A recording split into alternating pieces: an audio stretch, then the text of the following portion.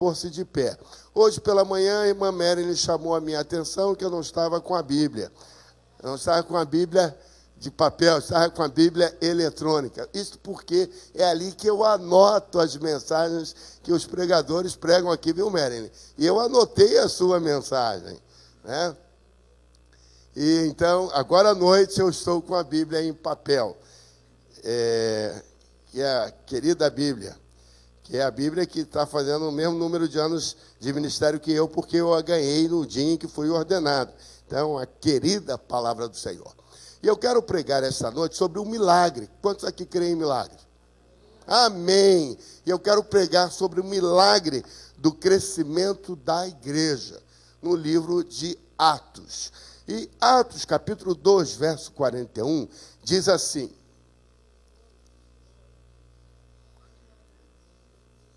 o que é que eu falei?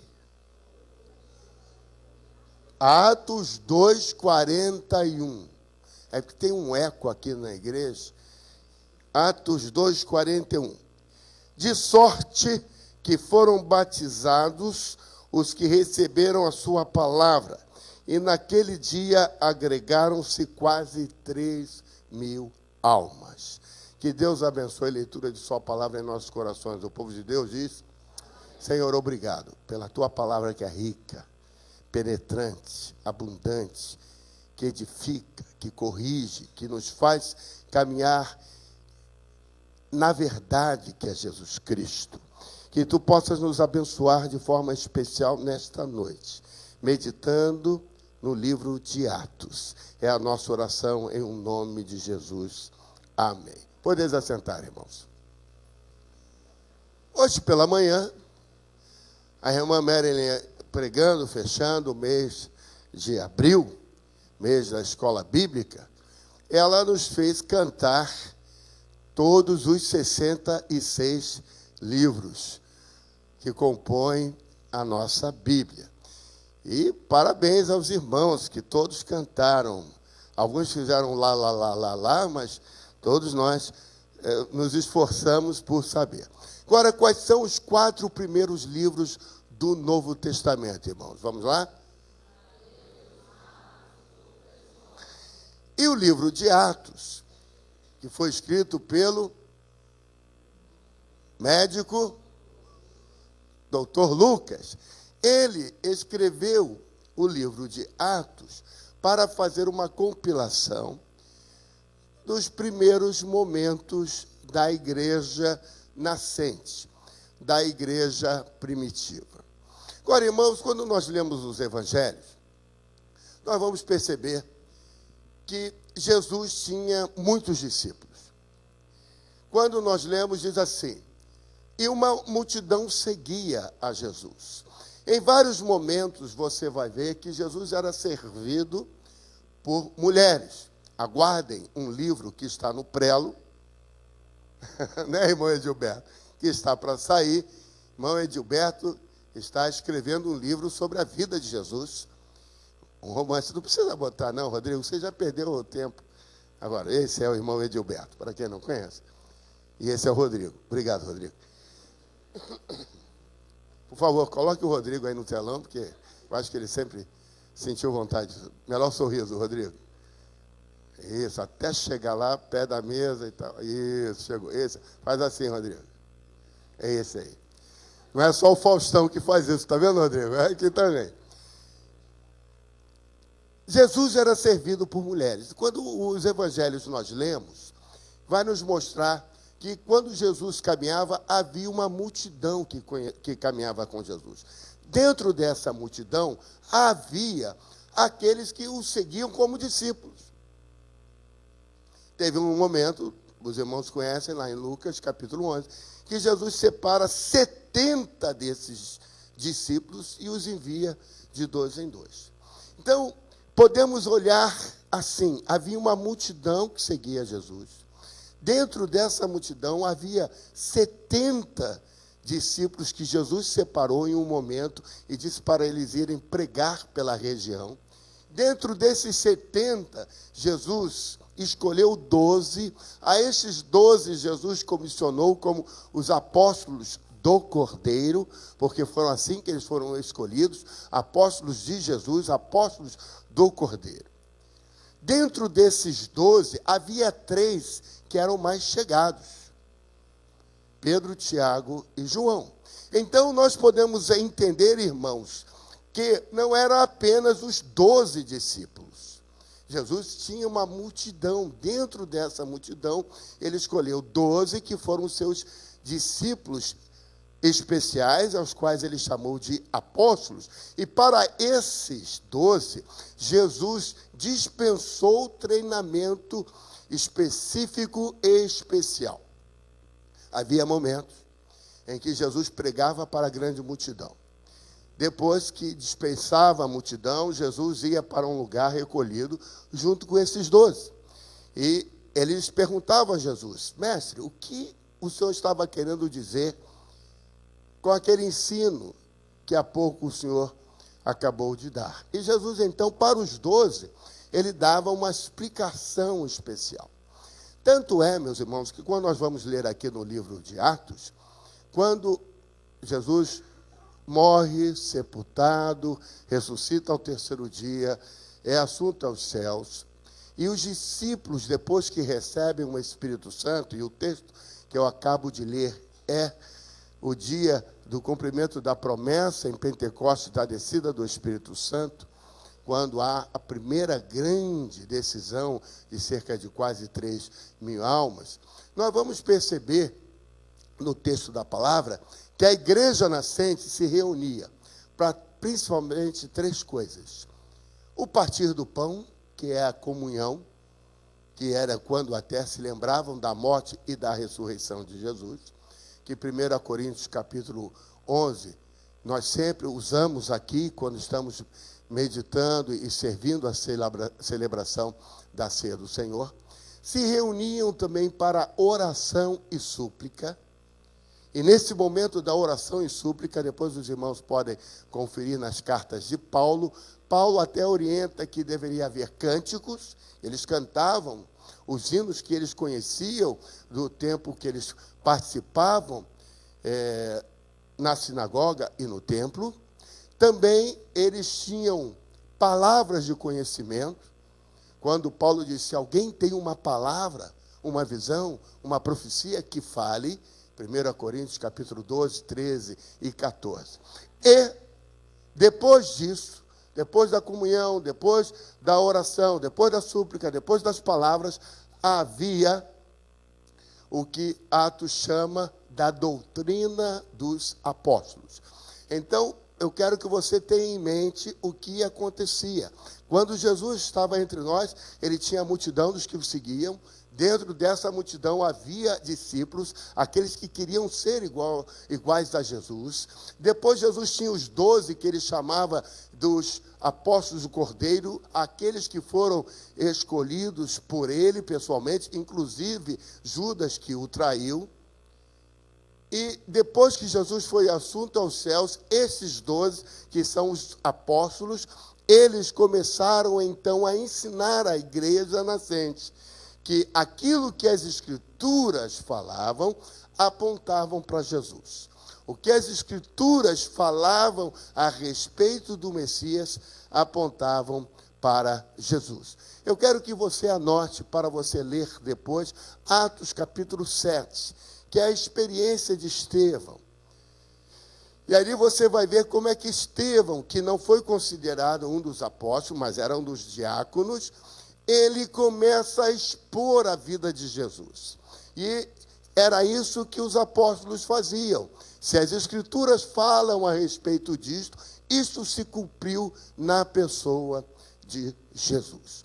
E aí, meus irmãos, quando nós olhamos então para a igreja que está nascendo, notem, no livro de Atos acontece um milagre. O milagre do crescimento, o milagre da multiplicação, um milagre de uma igreja que muito rapidamente, parte daqueles 120 que estavam reunidos no cenáculo, no lugar em que tiveram a última ceia com Jesus, havia 120 daqueles que estavam reunidos, portanto, além dos 12 apóstolos, mais outros que compunham aquele primeiro grupo. Lucas registra no capítulo 24, quando Jesus é assunto aos céus, que muitos estavam ali. Paulo já diz que cerca de 500 estavam ali. Notem como era grande o número daqueles que seguiam a Jesus. Mas então, nesse momento, Pedro prega uma mensagem. Havia 120 reunidos ali, Pedro prega uma mensagem e ele começa a falar tremendamente das Escrituras. E lembra àqueles que estavam ali, cerca de 11 nacionalidades diferentes, que haviam acorrido a Jerusalém para a festa da Páscoa e que permaneceram para o dia de Pentecostes. Pedro diz para eles que aquilo que estava acontecendo no cenáculo não era outra coisa senão o cumprimento da promessa de Deus, referendada por Jesus, que era a descida do Espírito Santo. E neste momento, Pedro faz uma explanação e diz que Jesus é o Messias. E ele fala sobre isso que as Escrituras falavam, que ele tinha que morrer, ressuscitar ao terceiro dia. E Pedro diz, este é o Messias. Arrependei-vos e crede. E então, quando ele faz o apelo, nós lemos aqui que cerca de quase 3.000 pessoas aceitam ao Senhor Jesus. E foram batizados. E a igreja, então, começou a crescer e começou a expandir-se. É tão interessante, meus irmãos, que ainda no capítulo 2, um pouquinho mais abaixo, no verso 47, fala como era a vida da igreja. Vejam, diz assim, pegando o verso 46, e perseveravam unânimes todos os dias no templo, para onde que eles costumavam ir? Eles costumavam ir para o templo. O templo era aberto o tempo todo. Sempre havia o momento de se fazer os sacrifícios, as oblações, as 3 vezes ao dia. Então, eles eram acostumados a ir para o templo. E eles iam, diz o texto, perseveravam todos os dias no templo. E partindo o pão de casa em casa. Então, eles iam ao ponto de encontro, depois saíam dali, iam para as suas casas, partiam o pão em casa, comiam com alegria e singeleza de coração. Por quê? Estavam se lembrando daquilo que Jesus falara e os apóstolos estavam dizendo. É isto que está acontecendo. E o verso 47 fala de algo muito interessante. Diz assim, louvando a Deus pelos maravilhosos feitos, por aquilo que o Senhor estava realizando, e caindo na graça de todo o povo. O que é cair na graça de todo o povo? O que acontecia de especial? Havia uma verdade tão latente que as pessoas que estavam perto eram contagiadas. Porque no verso anterior diziam assim, comiam com alegria e singeleza de coração. Jesus ressuscitou. Jesus ressuscitou. A palavra se cumpriu. Jesus ressuscitou. Vamos comer do pão, vamos partir. Isso é o que ele nos ensina, que o corpo, o pão dele é o pão é o corpo, o vinho é o sangue. Ele ressuscitou. Havia alegria, havia singeleza, simplicidade naquilo. E de tal maneira isto acontecia, este modo de viver se tornou uma marca, um comportamento, uma atitude que eles começaram a contagiar as pessoas. Diz o texto que eles contagiavam de tal maneira que caíam na graça. Eu me recordo, irmãos, eu fiz parte do Vencedores por Cristo, e nós estávamos na cidade de Santa Bárbara do Oeste. E o meu grupo se apresentou, e depois da apresentação, do testemunho, das canções, da palavra, nós fazíamos o apelo e conversávamos com as pessoas. Eu me lembro até hoje de uma jovem que estava com o seu namorado e ela virou para um dos equipantes e disse assim, qual é o segredo? Eu quero ter esta alegria que vocês transmitem. Cair na graça, ser tão simpático que aquilo é uma realidade da sua vida, da sua experiência. Aquilo contagia as pessoas. Vejam que o verso 47, na sua segunda parte, diz assim: e cada dia acrescentava-lhes o Senhor os que iam sendo salvos. Que coisa interessante, irmãos. Eu não sei se eles tinham um hall de membros naquela época, mas eu imagino que aonde eles se encontravam, eles se reuniam, havia pessoas que chegavam para os apóstolos e diziam: ó, este também aceitou, este também aceitou, este também aceitou, e ele quer fazer parte conosco. Não é que eles traziam para que os apóstolos fizessem o apelo e eles aceitassem. Eles vinham para participar do ensino dos apóstolos, porque agora eles já faziam parte. E então, aquele que trazia, dizia assim: acrescenta-lhe o nome, porque ele já faz parte. Nós vamos brincar agora. E eu queria que você pegasse uma pessoa que você gosta muito aqui na igreja. 10 irmãos, façam isso, por favor. Pode escolher. Você não gosta de ninguém aqui na igreja? 10 irmãos, escolhe um só. 10 irmãos, isso, traz aqui na frente. 10 irmãos, vem aqui na frente. Vem, isso. 10 irmãos, tragam um irmão apenas. Isso. Lá da galeria, eu quero 3 irmãos, por favor. Pode vir. Você gosta de alguém aí? Traz esse irmão aqui na frente. Traz. Tem alguém aí na galeria? Tem? Então traz, rapidinho aí. Mas se não tem ninguém lá na galeria. Tem alguém aí na galeria? Pode trazer. Se eu dissesse que ia ganhar um carro zero, já tinha gente se jogando aí da galeria, né? Muito bem. Por isso que eu gosto do adolescente. Adolescente é de singelo coração. Os mais adultos já são mais difíceis de... Rapaz, olha só, hein? Você pode dar glória a Deus, irmãos?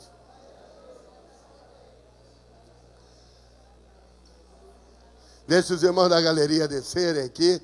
Abra uma porta aí, irmãos, que estão descendo.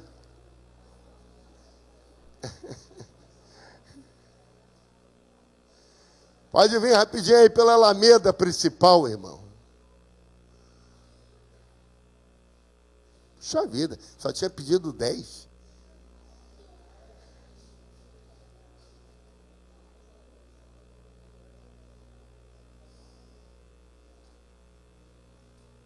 Olha só. Trouxeram até a Soraya. Aleluia. Ela precisa se converter de fato. Pega leve, né, pastor? Pega leve. Tá bom. Parece mais que eu pego leve. Eu não brinco nem mais com a André, ela já está aparecendo tanto. Falo mais nada. Agora você, quem é que trouxe alguém aqui? Quem é que trouxe? Levanta a mão. Quem é que trouxe? Quem trouxe? Quem trouxe, vira para mim e diz assim. Quem trouxe, vira para mim e diz assim: pastor, acrescenta o nome.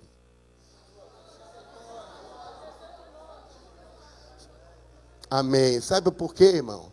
Porque por causa de você, por causa da sua singeleza de coração, da sua verdade, no dia a dia da sua vida, o Senhor acrescentava aqueles que iam sendo salvos. O trabalho não acontecia no momento da igreja reunida. O trabalho acontecia de casa em casa, acontecia lá onde você estava. E aí, no dia em que a igreja se reunia, as pessoas traziam e acrescentavam. Acrescenta aí, que este agora faz parte. Tá bem? Então, diz de novo para mim: pastor, acrescenta aí. Acrescenta aí, pastor. Acrescenta aí. Parabéns. Quantos que nós ganhamos aqui hoje? Multidão, aleluia. Vamos aplaudir o Senhor. Amém. Podem sentar, queridos. Dá um abraço nesse irmão. Depois você anota o nome dele. Diz assim: ó, irmão, fica firme agora, hein? Obrigado aí. Obrigado, irmãos. Bom, se converteram mesmo. Olha ali, já está fazendo pequeno grupo, já conversando, combinando. Olha lá, olha só, Débora e Marilyn já estão ali combinando. Irmãos, isso é uma pequena ilustração.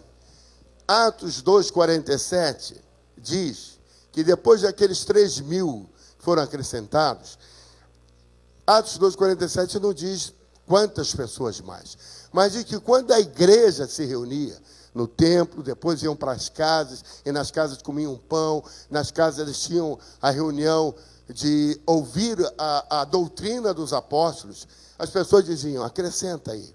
O Senhor trazia, e as pessoas eram acrescentadas, porque era a demonstração do poder de Deus na vida daquelas pessoas. Eu quero que você caminhe um pouco mais comigo, em Atos capítulo 6.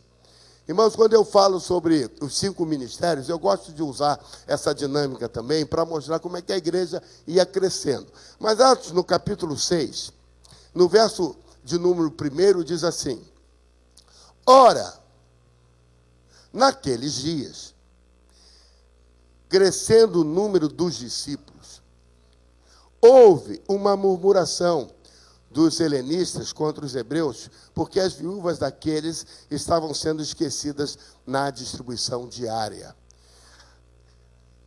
Não vamos olhar aqui para a questão que deu origem à escolha dos diáconos, mas vamos olhar para o que o texto diz, que é o que eu quero chamar a atenção dos irmãos, crescendo o número dos discípulos.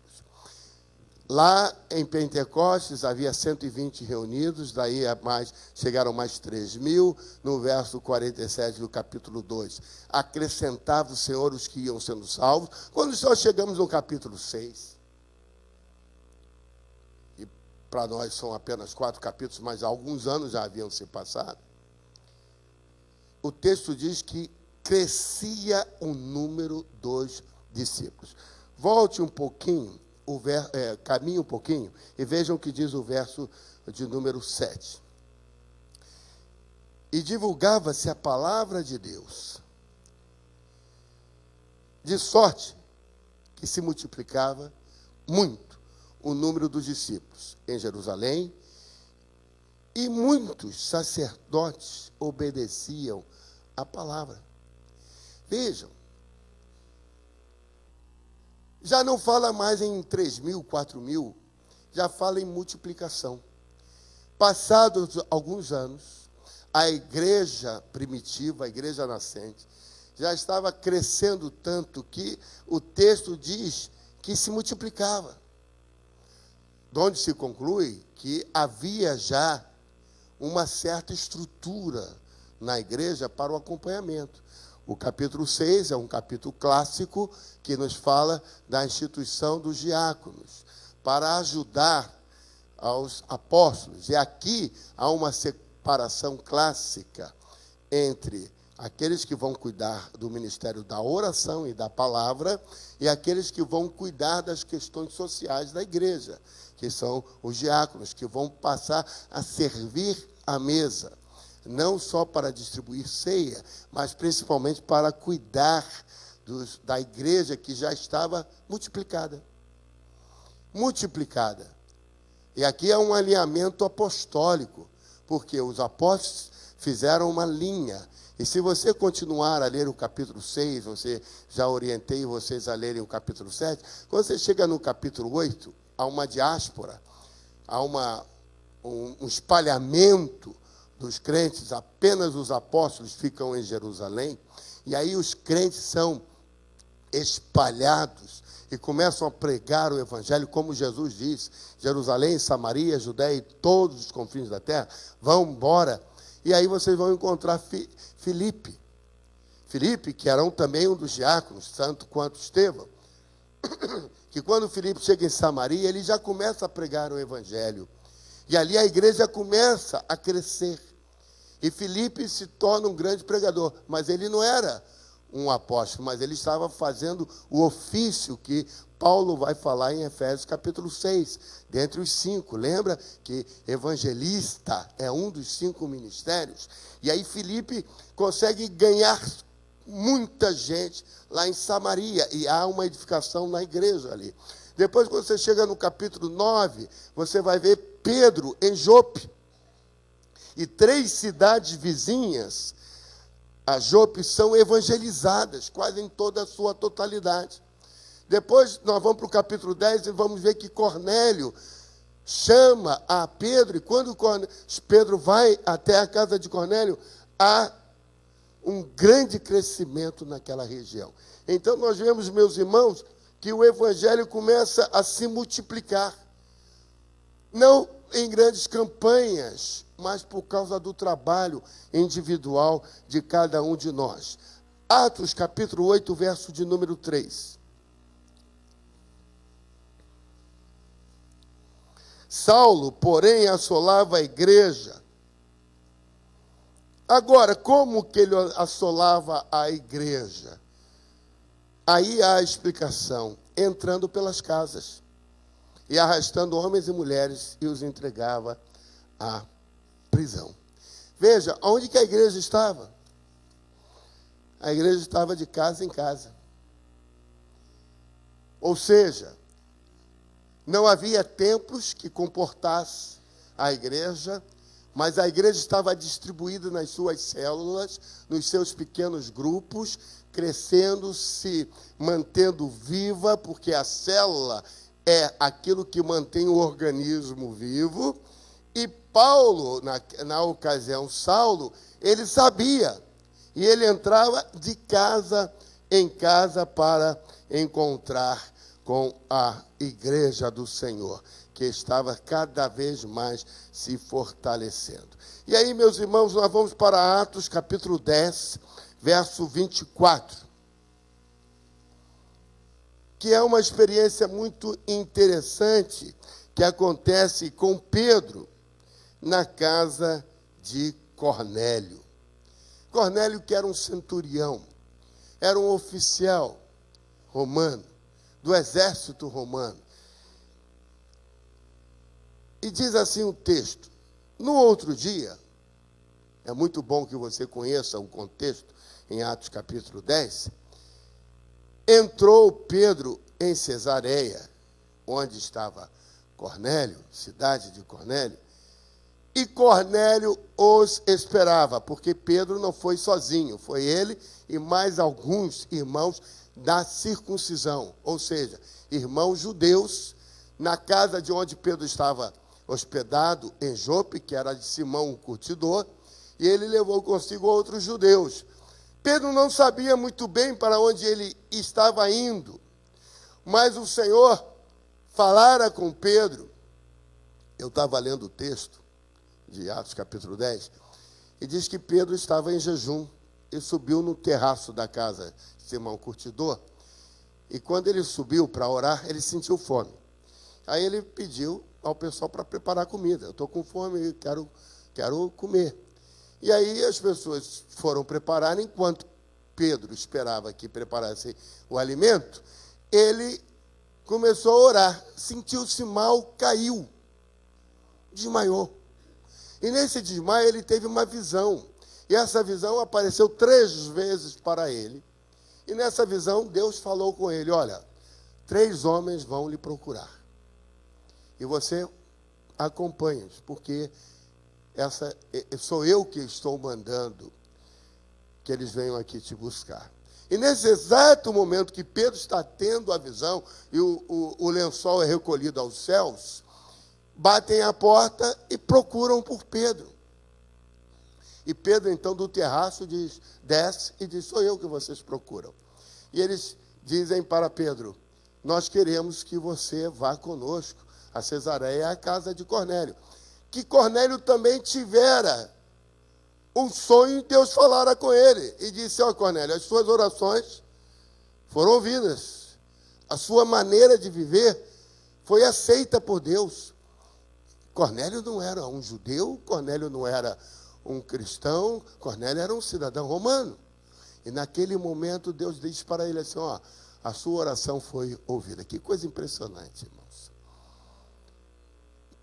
Porque Cornélio estava buscando ao Deus vivo, e Deus, a um coração que se humilha diante dele, Deus não deixa de abençoar, nem de colher a oração e responder. Se você entrou nesta casa hoje aqui, e é uma pessoa que tem buscado o Senhor, que tem orado, Deus está ouvindo a sua oração. E Deus diz para Cornélio: você envia agora pessoas para buscar Pedro, que está na casa de Simão Curtidor, lá na cidade de Jope, e ele te fará saber o que você precisa.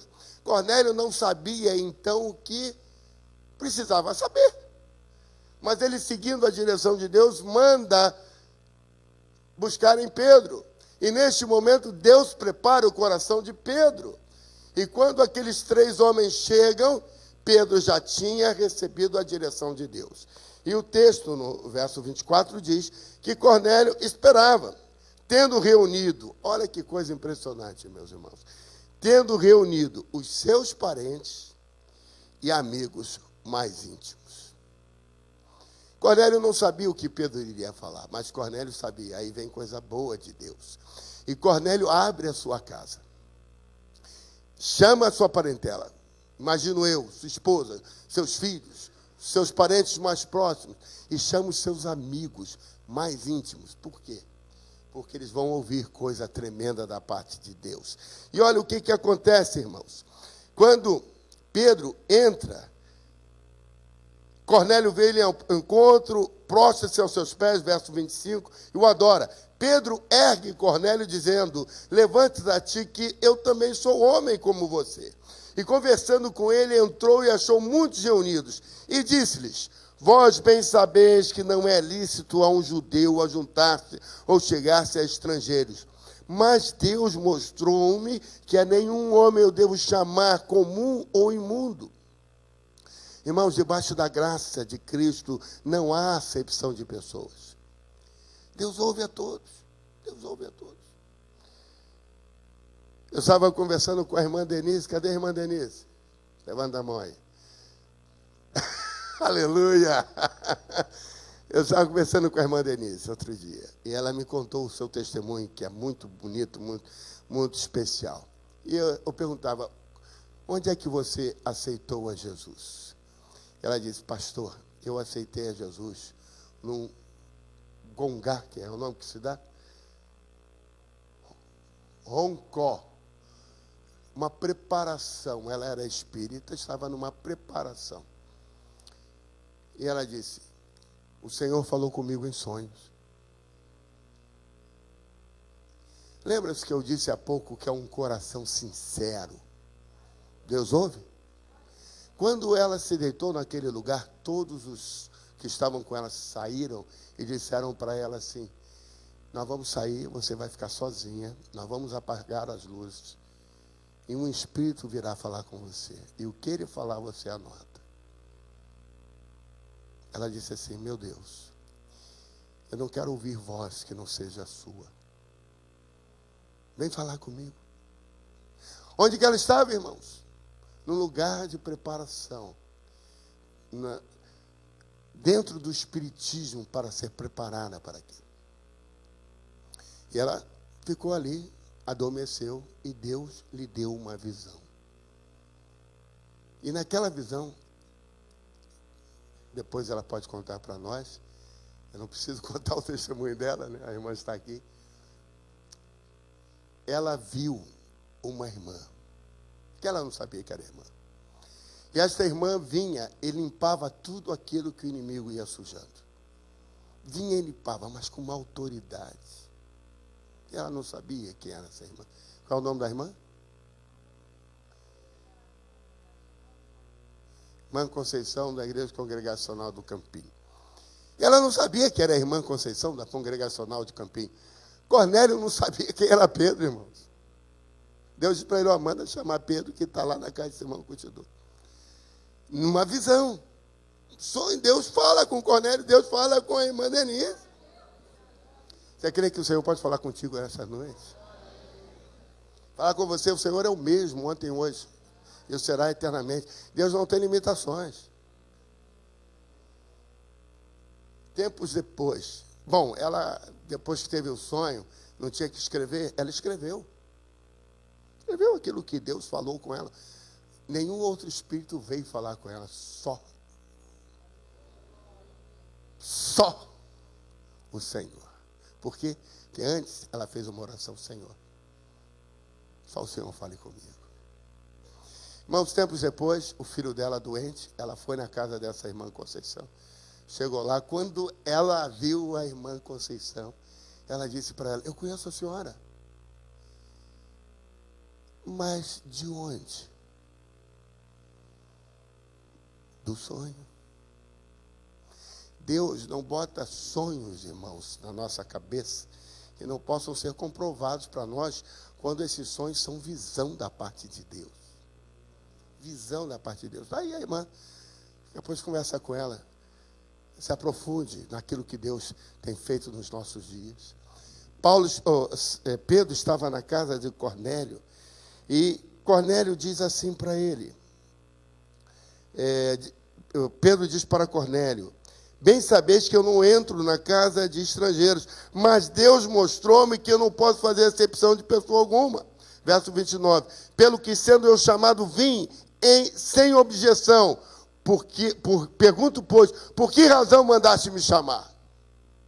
Nem Pedro sabia ao certo. Sobre o que eu vou falar? Será que eu estou entrando numa quebrada, numa furada?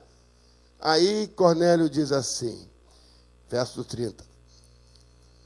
Faz agora 4 dias que eu estava orando em minha casa, a hora 9, e eis que diante de mim se apresentou um homem com vestiduras resplandecentes. Visão, um anjo, veio falar com Cornélio. E disse: Cornélio, a tua oração foi ouvida, as tuas esmolas estão em memória diante de Deus. Envia, pois, a Jope, manda chamar a Simão, que tem por sobrenome Pedro. Ele está a hospedar na casa de Simão, curtidor, à beira-mar. Portanto, mandei logo chamar-te, e bem fizeste em vir. Agora, pois, estamos todos aqui presentes diante de Deus, para ouvir tudo quanto foi ordenado pelo Senhor. Boca profética de Pedro. O Cornélio já estava dizendo: agora nós queremos ouvir o que Deus te mandou falar. Então Pedro, tomando a palavra, disse: na verdade, reconheço que Deus não faz acepção de pessoas, mas que lhe é aceitável aquele que em qualquer nação. Nós lemos hoje na leitura bíblica, João 3,16, que diz assim: porque Deus amou o mundo de tal maneira que deu o seu Filho unigênito para que todo aquele que nele crê não pereça, mas tenha a vida eterna. Mas que lhe é aceitável aquele que em qualquer nação o teme e pratica o que é justo. Aí Pedro vem falando,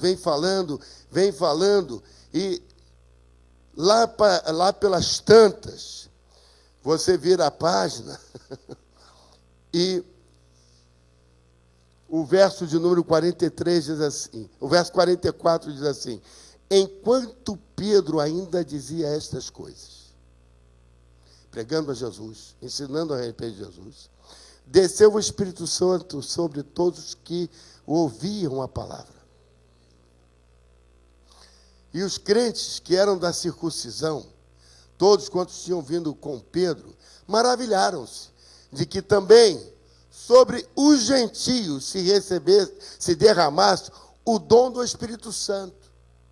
E como é que eles perceberam isso? Veja o verso 46. Porque os ouviam falar em línguas e magnificar a Deus. Por que aqueles crentes que estavam com Pedro tiveram essa identificação, entenderam isso? Por causa de Atos capítulo 2. Quando as línguas como que de fogo foram repartidas, as pessoas que chegaram disseram assim: como nós ouvimos falar na nossa língua, glorificar o Senhor. A língua era estranha para aqueles que falavam, mas eram idiomas. Aqui nesse momento, os judeus que ali estavam dizem: como podemos ouvir falar em línguas? O mesmo fato que aconteceu em Atos capítulo 2, e mais ainda, glorificar a Deus, magnificar a Deus. E olha a conclusão que eles chegam. Respondeu então Pedro: pode alguém, porventura, recusar a água para que não sejam batizados, estes que também, como nós, receberam o Espírito Santo? Mandou, pois, que fossem batizados em nome de Jesus Cristo. Então lhe rogaram que ficasse com eles mais alguns dias. Irmãos, o que acontece aqui? Acontece a salvação, o Evangelho sendo espraiado, crescendo, aumentando, se fortalecendo, pessoas de outras nações reconhecendo Jesus Cristo como Senhor e Salvador, o penhor da salvação, que é o Espírito Santo sendo derramado, as pessoas cheias do Espírito Santo, sinais, maravilhas e tudo mais acontecendo. O milagre da multiplicação, do crescimento da igreja, a igreja já não mais contida em Jerusalém. Quando você chega em Atos capítulo 13, você vai ver que a igreja foco agora não é mais a igreja de Jerusalém, mas é a igreja da Antioquia. Estavam lá eles reunidos e ali você vai ler que havia dentre eles profetas e mestres. E o Espírito Santo diz: separai-me a Saulo e a Barnabé para a obra que eu vos tenho chamado. E então ali o Espírito Santo chama, comissiona, e eles saem dali e vão em Atos capítulo 14, você vai ver que Saulo e Barnabé são pela primeira vez chamados de apóstolos. Atos 14, quando o evangelho estava crescendo. Irmãos, por que eu estou pregando essa mensagem? Para dizer para os irmãos como é importante que nós entendamos que assim como foi no passado, ainda é hoje. Que os paradigmas que vivemos devem ser sempre confrontados, para que vejamos se eles estão concernentes à palavra de Deus. Temos a coragem desafiadora de buscarmos estar sempre no centro do querer do Senhor. Quero que você abra a sua Bíblia em 1 Coríntios capítulo 16.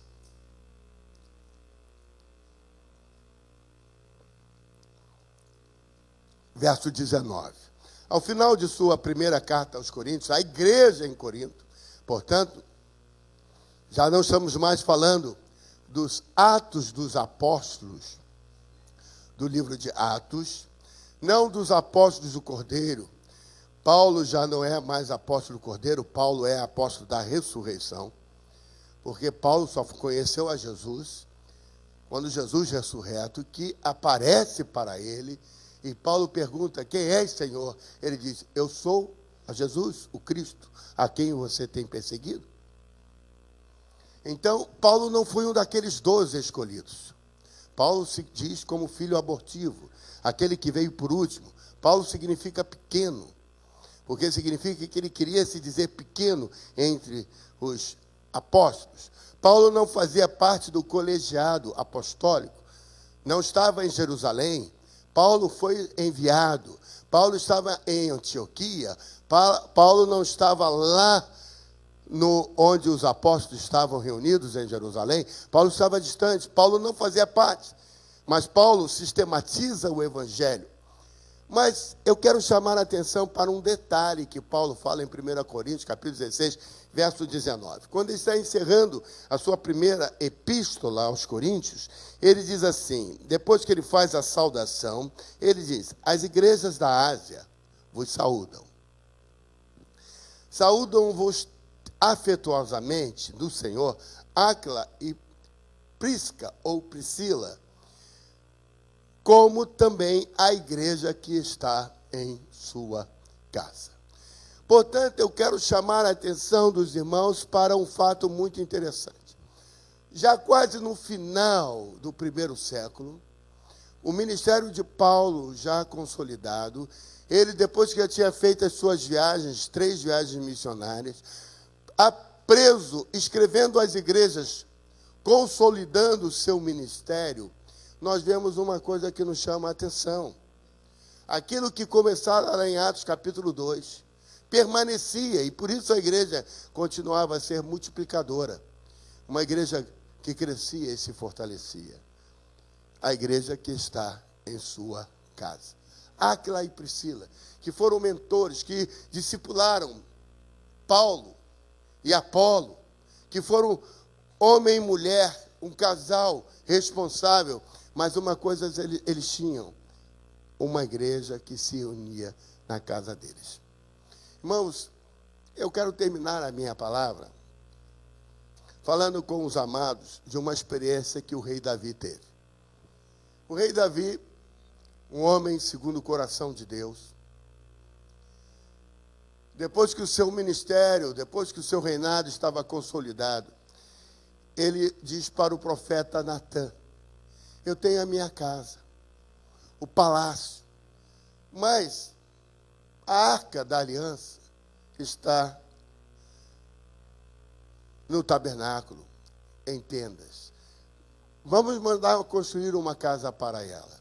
Aí Natã diz: faz tudo que está no teu coração.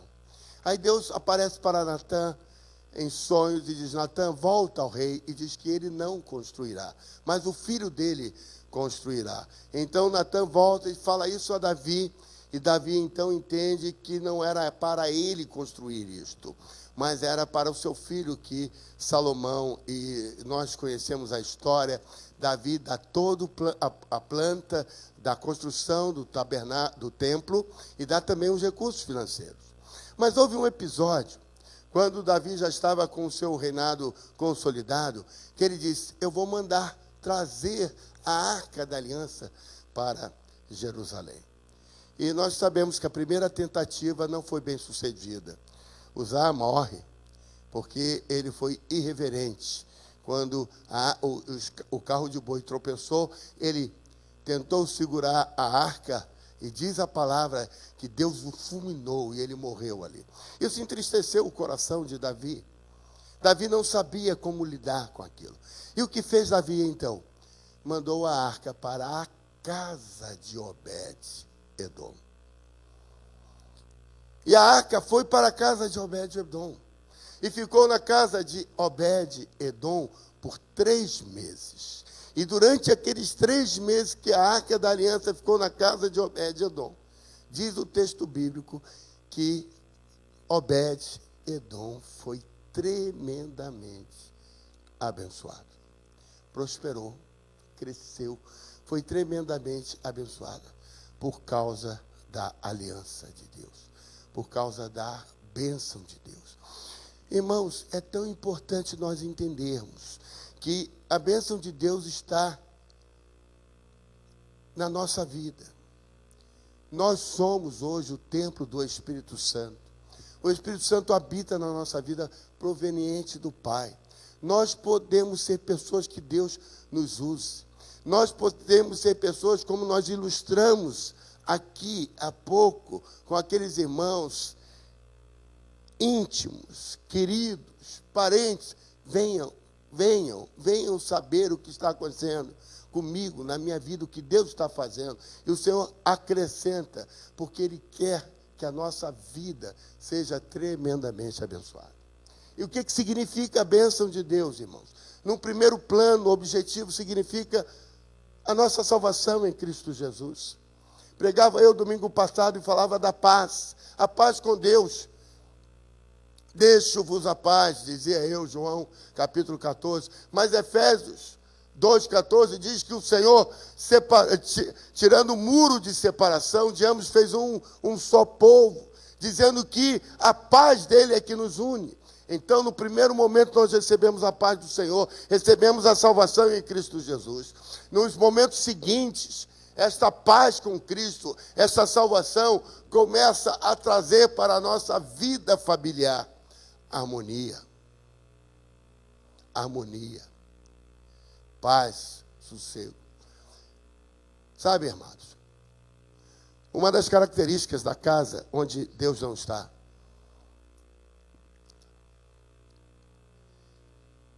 onde não impera o amor e a compreensão do Senhor, é a falta de harmonia.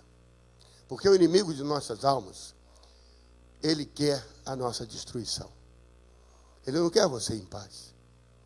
Ele quer ver você destruído. Ele quer ver você sofrendo. Começa a haver briga dentro de casa. Entre marido e mulher. Entre pais e filhos. Entre irmãos. Depois, irmãos, ele quer ver também a destruição pessoal. Ele começa a ver o homem que se embriaga. A mulher que se perde na sua vida, o filho que entra pelo caminho das drogas, do homossexualismo, de uma vida de pornografia. Ele quer ver a sua vida financeira destruída. Ele quer você desempregado. Ele quer ver você com contas tamanhas que você não consegue pagar. Ele quer ver a sua vida totalmente sem sentido. Ele quer ver você no seu emprego tendo problemas e dificuldades. A sua empresa não prosperando. Você não prosperando no seu trabalho. O inimigo de nossas almas quer que você dê a mão a ele, pensando que você estará sendo abençoado. Mas, na realidade, você está entrando num caminho sem volta da perdição. É isso que acontece. Mas quando nós trazemos o Senhor para dentro da nossa casa, quando a aliança de Deus está dentro da nossa casa, a nossa casa se transforma num celeiro de bênçãos. Harmonia, paz, saúde, a vida começa a prosperar, porque Deus está na nossa casa. Mas sabe, irmãos, isso não é uma coisa simples. Isso exige de nós um esforço diário. Não é algo que possamos vestir e achar que está para sempre. Não. Nós vamos precisar sempre estar diariamente buscando o Senhor. Buscar-me-eis, e eu vos responderei.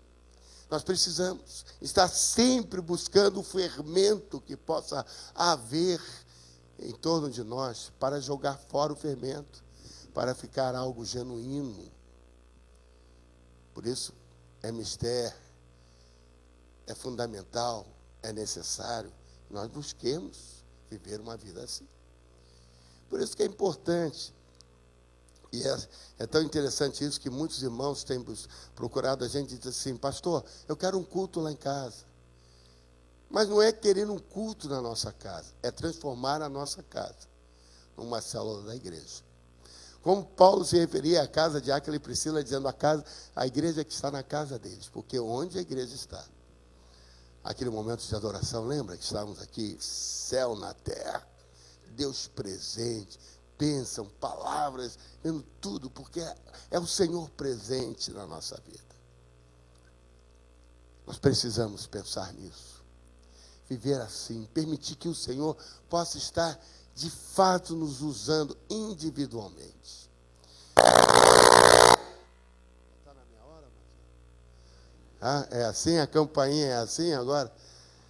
O Naldinho era mais discreto. De fato eu já estava terminando. Obrigado, Marcelo. Me dá mais 5 minutinhos para eu concluir aqui, tá, Marcelo? Irmãos, nós precisamos estar de fato buscando transformar o nosso lar numa casa de bênção. Como foi a casa de Obed-Edom. A sua casa pode ser também. Celeiro da bênção de Deus. Celeiro de salvação. Como foi a casa de Cornélio. Para que quando a palavra do Senhor entrar, seja somente bênção, confirmação do Espírito do Senhor nas nossas vidas, riqueza, salvação, prosperidade, porque nós estaremos trazendo o céu na terra, dentro da nossa casa. Você crê que isso é possível?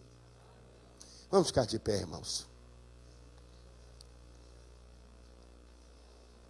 Eu quero que você cante comigo uma canção, que a equipe de louvor vai nos conduzir.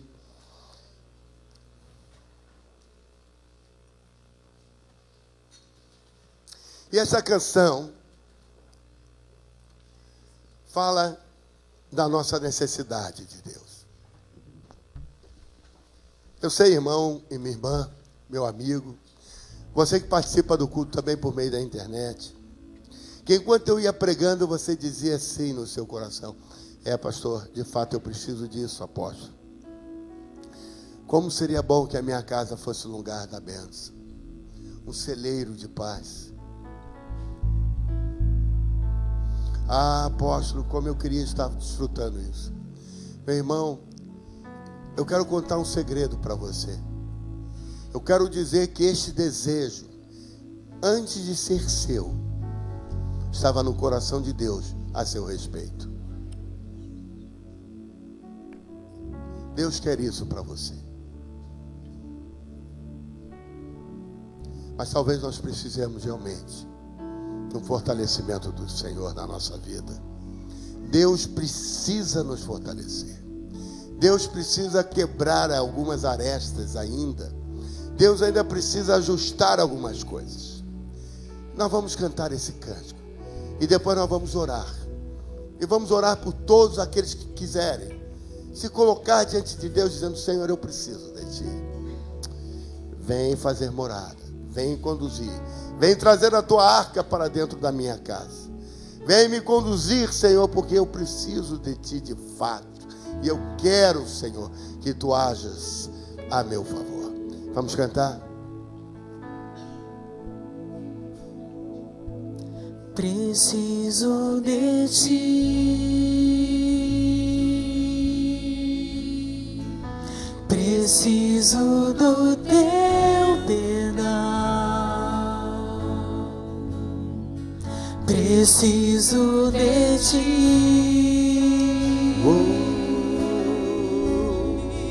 Quebranta o meu coração,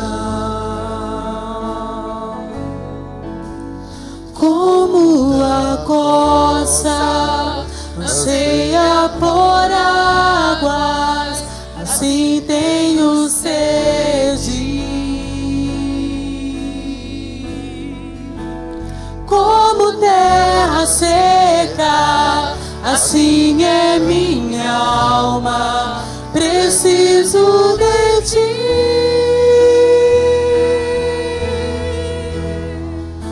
Distante de Ti, Senhor, não posso viver. Não vale a pena existir. Escuta o meu clamor, mas que o ar que eu respiro. Preciso de Ti. Vamos iniciar novamente. Preciso de Ti. Se você faz dessa canção a sua oração, vem estar aqui comigo à frente. Quero orar com você. Quero orar por você. Quero orar pela sua vida, pela sua casa. Preciso de Ti. Quem sabe você queira colocar diante de Deus algo que está no seu coração, meu coração, precisando que Deus realmente mova, que Deus haja em seu favor. Anseia por águas, assim tenho sede de Ti, Senhor. Como terra seca, assim é minha alma. Preciso de Ti. Oh, Senhor, preciso de Ti, Pai. Distante de Ti, Senhor, não posso viver. Não vale a pena existir. Não vale, Senhor. Escuta o meu clamor, mas que o ar que eu respiro. Preciso de Ti.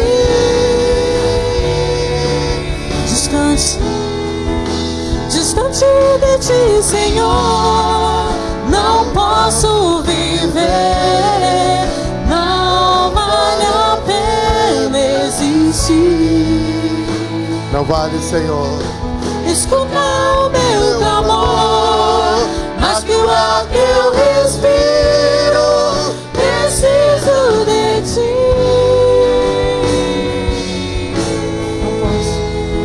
Não posso esquecer. Sim, Senhor, faz-nos lembrar o que fizeste por mim. o que Tu tens feito na nossa vida. Como alto é o céu, Quão grande é a Tua misericórdia, Senhor. Tua misericórdia é sem fim. Tua misericórdia é sem fim. Como um pai que compadece dos filhos, assim Tu me amas. Tu nos amas, Senhor. Afasta as minhas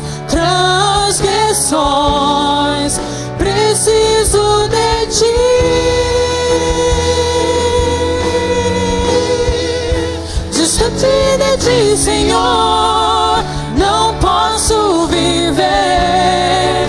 Não vale a pena existir. Não vale. Escuta o meu clamor, mas que o ar que eu respiro, preciso de ti. Levante a sua mão e declare: preciso de ti, Senhor. Distante de ti, Senhor, não posso viver. Não vale a pena existir. Escuta o meu clamor, mas que o ar que eu respiro, preciso de ti.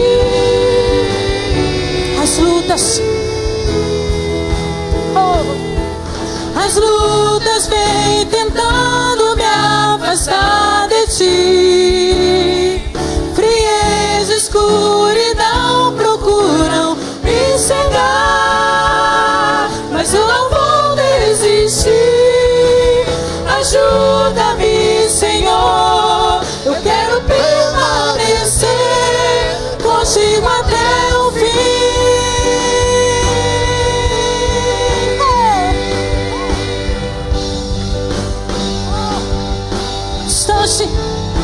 Distante de ti, Senhor, não posso viver.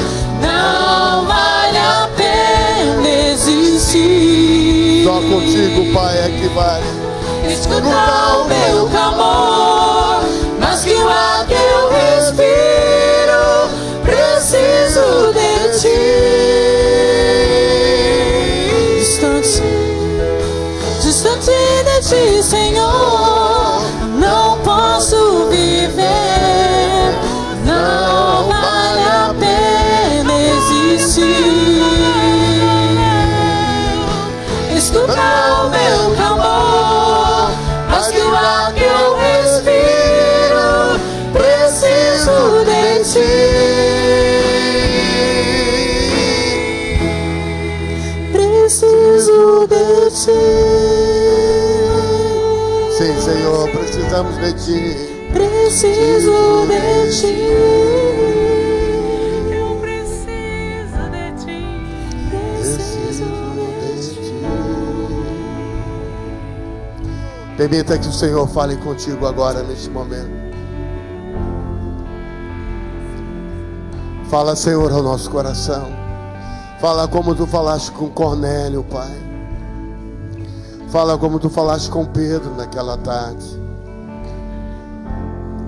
Fala, Senhor, como tu falaste com Denise. Fala como tu falaste com este irmão, Senhor.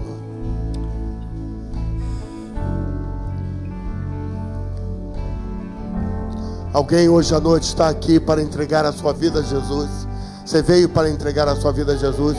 Se você veio, levante bem alto a sua mão dizendo: Deus abençoe. Há mais alguém? Levante bem alto a sua mão dizendo: eu vim esta noite para entregar minha vida a Jesus. Há mais alguém lá em cima na galeria, aqui embaixo no salão? Se você veio para entregar a sua vida a Jesus, vem estar aqui conosco também neste momento de oração. Ore aí no seu lugar dizendo: Senhor Jesus, nesta noite eu quero entregar a minha vida ao Senhor, recebê-lo como meu Senhor e meu Salvador. Escreve o meu nome no livro da vida. Acrescenta o meu nome àqueles que vão ser salvos, em nome de Jesus. Nós vamos orar agora. Diga comigo no seu coração e em voz alta: meu Deus, eu preciso de ti. Senhor, meu Deus, a minha casa precisa de ti.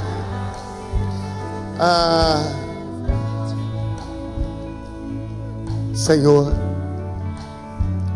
aqui à frente há tantas pessoas. Muitas outras não vieram. Mas talvez alguns estejam dizendo: o meu irmão precisa de ti. O meu pai precisa de ti. A minha mãe precisa de ti. O meu filho precisa de ti. Senhor, transforma a minha casa. Eu gostaria de convidar alguns para irem lá em casa, mas eu tenho vergonha da minha casa. Se esta é o teu caso, diga assim: Senhor, eu preciso de Ti. Senhor, vai lá em casa e arruma o que precisa ser arrumado. Vai lá na minha empresa, lá no lugar onde eu trabalho. Vai lá no lugar onde eu estudo, Senhor. Me dá força para eu ser uma verdadeira testemunha Tua. Senhor, eu oro por cada irmão, cada irmã que está aqui. E eu profetizo na vida de cada um quebra de algemas. Eu profetizo, Senhor, salvação. Eu profetizo cura. Eu profetizo portas abertas, emprego, liberação financeira. Que se soltem as amarras das dívidas, do orçamento que não fecha, daquele negócio que está travado, aquilo que não sai nunca, em nome de Jesus. Pai, eu oro por aqueles que estão estudando, por aqueles que estão nas escolas, nas faculdades, aqueles que estão se preparando para concurso, para que o Senhor possa dar a eles sabedoria, abrir-lhes as mentes, para que eles possam ser vitoriosos naquilo que estão fazendo. Senhor, eu oro por aqueles que estão em dúvida, Senhor, no caminho que devem seguir, o que fazer. Pai, quando estamos contigo não há dúvida. Tu és o Senhor que nos aponta o caminho que devemos seguir. Senhor, abençoa cada irmão, cada irmã que está aqui. Abençoa, Senhor, os pedidos de oração que estão naquela salva de oração. Que nesta noite, Senhor, o Teu hálito, o Teu Espírito esteja passando sobre cada um de nós, trazendo, Senhor, firmeza. Toda a obra de Satanás esteja sendo quebrada, Senhor, esteja sendo posta fora, e que a Tua graça possa inundar. Assim como Obed-Edom foi abençoado, abençoa o nosso lar. Abra o nosso lar para que a Tua palavra seja inundada naquele lugar. Inunda a nossa casa, inunda o nosso celeiro, e que nós possamos dizer: bendito seja o Deus e Pai de nosso Senhor Jesus Cristo, que nos tem feito triunfar em toda sorte de bênçãos. E nós te diremos: aleluia, glória a Deus, louvado seja o Teu nome, bendito és Tu, Senhor Jesus, estrela da manhã, lírio dos vales, rosa de Saron, aquele que está montado num cavalo, quem tem em sua mão a espada e em sua coxa escrito Rei dos Reis, Senhor dos Senhores, aquele que tem o poder de abrir o livro, romper os selos e declarar bênção e vitória ao que está sentado no trono, e ao Cordeiro sejam glória, honra, força e sabedoria pelos séculos dos séculos. E que o amor de Deus seja sobre todos quanto aqui estamos, a graça salvadora de Jesus Cristo, seu Filho bendito, e a consolação e a eterna companhia do Espírito do Senhor sejam sobre as nossas vidas, sobre os nossos afazeres, sobre aqueles irmãos que conosco participam do culto. Seja assim, Senhor, desde agora e para todos sempre. Amém e amém. Glória a Deus. Aleluia. Deus nos abençoe. Graça e paz. Uma semana de vitória. Preciso de Ti. Preciso de Ti. Preciso de Ti, Jesus. Preciso de Ti. Preciso de Ti, Jesus. Preciso